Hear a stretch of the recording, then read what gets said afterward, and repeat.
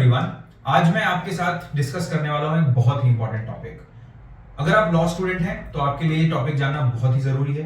अगर आप law student नहीं भी हैं और उसके अलावा आप किसी कॉम्पिटिटिव एग्जाम्स के लिए प्रिपेयर कर रहे हैं तो भी आपको इस टॉपिक के बारे में थरो नॉलेज होनी चाहिए। आज हम डिस्कस करेंगे लॉ कमीशन ऑफ इंडिया के बारे में। तो आइए शुरुआत करते हैं। तो ये लॉ कमीशन ऑफ इंडिया है क्या? सबसे पहला क्वेश्चन हमारे दिमाग में ही आएगा। लॉ कमीशन ऑफ इंडिया, जिसको कि हिंदी में विधि आयोग कहते हैं, ये एक एडवाइजरी बॉडी है गवर्नमेंट ऑफ इंडिया के लिए, खासतौर पे ministry of law and justice के लिए। इसका काम सरकार को अलग अलग कानूनों पे सलाह देना होता है। अगर गवर्नमेंट इसको एक पॉइंट ऑफ रेफरेंस देती है कि आपको इस टॉपिक पे हमें अपने विचार बताने हैं, तो वे उस टॉपिक पे रिसर्च करता है और गवर्नमेंट को बताता है। तो लॉ कमीशन ऑफ इंडिया, क्या ये एग्जीक्यूटिव बॉडी है, क्या ये कॉन्स्टिट्यूशनल बॉडी है, या फिर ये स्टैट्यूटरी बॉडी है? तो देखिए, लॉ कमीशन ऑफ इंडिया के बारे में ना ही हमारे कॉन्स्टिट्यूशन में कुछ मिलता है, ना ही किसी पार्लियामेंट के बनाए हुए कानून के द्वारा इसका गठन किया जाता है। तो लॉ कमीशन ऑफ इंडिया एक एग्जीक्यूटिव बॉडी है जिसको सेंट्रल गवर्नमेंट एक नोटिफिकेशन के थ्रू कॉन्स्टिट्यूट करती है। आज मैं आपको ये टॉपिक क्यों बता रहा हूं, ज्यादा इंपॉर्टेंट क्वेश्चन ये होना चाहिए आपके दिमाग में कि आज सडनली हम लॉ कमीशन ऑफ इंडिया के बारे में क्यों बात कर रहे हैं। तो बेसिकली गवर्नमेंट ऑफ इंडिया ने अभी 9 नवंबर को एक नोटिफिकेशन इशू किया जिसके थ्रू उन्होंने 22nd लॉ कमीशन को कॉन्स्टिट्यूट किया है। तो इसलिए आज हम इस टॉपिक के बारे में डिस्कस कर रहे हैं। तो अब जबकि आपको एक आइडिया लग गया कि लॉ कमीशन ऑफ इंडिया किस तरह का काम करता है और इसका नेचर क्या है, हम बात करते हैं इसकी हिस्ट्री के बारे में, क्योंकि कोई भी चीज अगर हम समझते हैं तो हमें उसकी हिस्ट्री का पता होना चाहिए। तो अगर हम इसकी हिस्ट्री की बात करें तो हम देखेंगे कि भारत में जो लॉ रिफॉर्म का प्रोसेस था वो इंस्टीट्यूशनलाइज नहीं था। मतलब लॉ रिफॉर्म जो होते थे वो, अगर हम एंशिएंट टाइम्स की बात करें तो लॉ हमारा स्मृतिज पे बेस्ड था। तो टाइम टू टाइम कोई स्मृति आती थी और फिर उसके बाद लॉ उसके हिसाब से चेंज होता था, पर वो भी ग्रेजुअल चेंज था। लॉ रिफॉर्म को इंस्टीट्यूशनलाइज करने का काम सबसे पहले भारत में 1833 का चार्टर एक्ट जो आया था उसके थ्रू हुआ। 1833 का जो चार्टर था वो इसलिए इंपॉर्टेंट था क्योंकि जो लेजिस्लेटिव पावर्स हैं लॉ मेकिंग की, वो उस चार्टर ने एक गवर्नर जनरल इन काउंसिल में निहित कर दी थी। तो गवर्नर जनरल इन काउंसिल को आप आज की पार्लियामेंट की तरह समझ सकते हैं, जिसका की काम पूरे देश के लिए कानून बनाने का था। उस गवर्नर जनरल इन काउंसिल में एक मेंबर एक मेंबर जो था उसमें वो लॉ मेंबर होना था कि एक लॉ मेंबर रहेगा, ऐसा उस गवर्नर जनरल काउंसिल का स्ट्रक्चर था। अब वो जो काउंसिल थी, उस काउंसिल के अलावा 1833 के चार्टर एक्ट में सेक्शन 53 था। सेक्शन 53 ने गवर्नर जनरल इन काउंसिल को एक लॉ कमीशन कॉन्स्टिट्यूट करने के लिए एम्पावर्ड किया था। तो गवर्नर जनरल इन काउंसिल के पास 1833 के एक्ट के बाद लॉ कमीशन को कॉन्स्टिट्यूट करने की पावर आ गई और उसके बाद लॉ कमीशन ऑफ इंडिया का पहली बार गठन इंडिया में किया गया 1834 में। इस कमीशन में लॉर्ड बिबिंगटन मैकॉले, जिनको हम लॉर्ड मैकॉले के नाम से जानते हैं, उनके अलावा 4 और मेंबर्स थे। ये जो कमीशन था, इसको मेन काम जो दिया गया वो इंडिया के लिए एक पीनल कोड पे काम करने का दिया गया। उसके अलावा जो नॉन ब्रिटिश थे, जो नॉन हिंदू और नॉन मुस्लिम्स थे, ब्रिटिश थे, यूरोपियंस थे, जो अर्मेनियंस थे, उनके लिए कौन सा लॉ उन पे अप्लाई हो, एक उसका भी काम इनको दिया गया कि आप वो भी देखिए, क्योंकि उनके लिए कोई लॉ नहीं था। प्रेसिडेंसीज में लॉ था, पर जो मुफस्सिल टाउन्स थे उनमें उनके लिए कोई लॉ नहीं था। तो फर्स्ट लॉ कमीशन ने बेसिकली कुछ अहम काम किए, जैसे इन्होंने इंडियन पीनल कोड ड्राफ्ट किया, जो आज इंडियन पीनल कोड हम फॉलो कर रहे हैं 1860 में, जिसको एनफोर्स किया गया।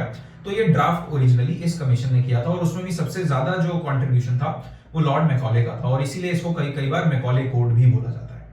उसके अलावा इन्होंने लिमिटेशन पे एक लॉ ड्राफ्ट किया। उसके अलावा प्लीडिंग्स का भी उन्होंने एक फॉर्मेट तैयार किया और कई डाइजेस्ट भी प्रिपेयर किए। तो ये फर्स्ट लॉ कमीशन का योगदान था। उसके बाद जो ब्रिटिश इंडिया इंडिपेंडेंस से पहले 1947 से पहले टोटल 4 लॉ कमीशन कॉन्स्टिट्यूट किए गए।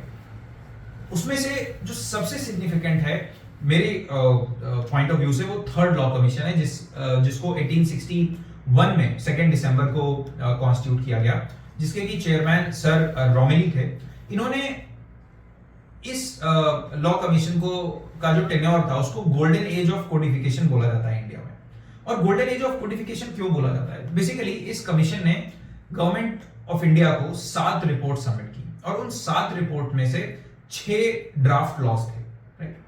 और उनमें से कई लॉज हम आज भी फॉलो करते हैं और ऐसे major laws Indian contract act, Indian evidence act, transfer of property act, negotiable instruments act, ये लॉज जो आज भी हम फॉलो करते हैं, जो कि मोर देन 140 इयर्स 150 इयर्स पुराने हैं, ये सारे के सारे laws originally third law commission ने ड्राफ्ट किए थे। तो इसलिए थर्ड लॉ कमीशन का एक बहुत बड़ा योगदान है हमारी जो स्टैट्यूट बुक है उनमें। अब उसके बाद बारी आती है फोर्थ लॉ कमीशन की। फोर्थ लॉ कमीशन ने बेसिकली थर्ड लॉ कमीशन की जो रिकमेंडेशंस थी उनको रिवाइज किया, उनको अप्रूव किया। तो अगर हम प्री इंडिपेंडेंस एरा में देखें तो जो ब्रिटिश एरा था उस दौरान 4 लॉ कमीशन गठित किए गए।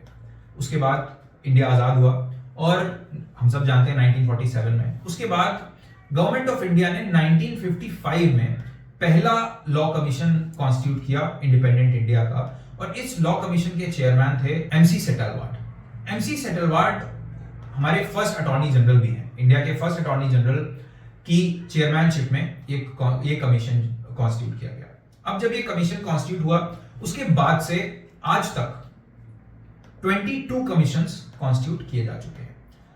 22nd कमीशन अभी 9 नवंबर को, जैसा कि मैंने आपको बताया, उसके कॉन्स्टिट्यूशन का नोटिफिकेशन इशू किया गया। अभी तक लॉ कमीशंस ने 277 रिपोर्ट्स सबमिट की हैं। तो ये एक ब्रीफ में मैंने आपको बताया कि हिस्ट्री क्या थी लॉ कमीशंस की और लॉ कमीशन की शुरुआत कैसे हुई और आज वो प्रेजेंट फॉर्म में कैसे रहे। इसके बाद हम बात करेंगे लॉ कमीशन के फंक्शंस के बारे में कि ये काम क्या करता है। बेसिकली लॉ कमीशन, मैंने आपको शुरुआत में बताया कि वो रिसर्च करता है in the field of law. उसके अलावा इसका काम, क्योंकि हमारे जब कॉन्स्टिट्यूशन बना तो उसमें directive principles of state policy और फंडामेंटल राइट्स के बारे में भी जिक्र है। तो अब directive principles of state policy को इंप्लीमेंट करने के लिए किस तरह के लॉज बनाए जाएं, ऐसे लॉज के लिए भी, ऐसे लॉज बनाने का, उनको ड्राफ्ट करने का और उनको गवर्नमेंट को सजेस्ट करने का काम लॉ कमीशन करता है। जेंडर इक्वालिटी के एरिया में भी लॉ कमीशन ने अब तक काफी काम किया है। तो इस तरह के major functions law commission perform करता है। उसके अलावा कोई भी फील्ड में अगर गवर्नमेंट ऑफ इंडिया उनको बोलती है कि आपको इस पर्टिकुलर फील्ड में रिसर्च करनी है, इस पर्टिकुलर फील्ड में हमें सजेशंस देने हैं, तो इसको बेसिकली हम लीगल लैंग्वेज में कहते हैं पॉइंट ऑफ रेफरेंस। तो उस पॉइंट ऑफ रेफरेंस में law commission of India report अपनी गवर्नमेंट को सबमिट करता है। अगर हम बात करें कि कॉम्पोजिशन क्या होता है लॉ कमीशन ऑफ इंडिया का, तो देखिए लॉ कमीशन ऑफ इंडिया में मैक्सिमम 5 फुल टाइम मेंबर्स होते हैं, मैक्सिमम 5 पार्ट टाइम मेंबर्स हो सकते हैं।